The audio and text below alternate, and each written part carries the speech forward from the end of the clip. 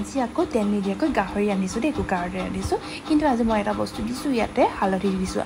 বেলেগ এদিন ৰান্ধিলে মই হালধি প্ৰায় নিদিওঁৱে দেই।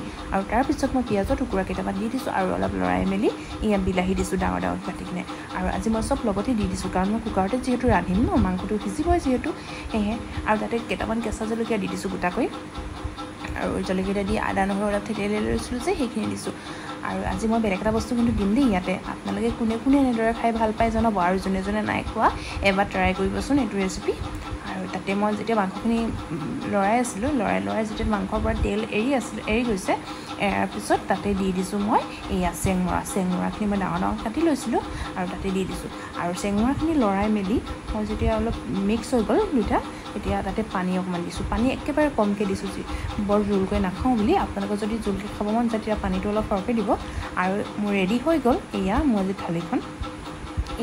এয়া গাহৰি আৰু আলু দি তেল নিদিয়াকৈ ৰন্ধা হয়, কিন্তু গাহৰিটো বহুত তেলি আছিলে কাৰণে তাৰ পৰা তেল ওলাই গ'ল। আৰু এয়া হৈছে চেংমৰা দি ৰন্ধা গাহৰি মাংস। আৰু এয়া হৈছে মাছৰ পেটু আৰু বেঙেনা। এইটো খাই কোনে কোনে ভাল পায় মাছৰ পেটুৰ লগত বেঙেনা জনাবচোন। আৰু তাতে মই ভোট জলকীয়া দি দিছোঁ। কিন্তু এয়া মোৰ থালি ৰেডি। এতিয়া আহিছোঁ, বাই বাই।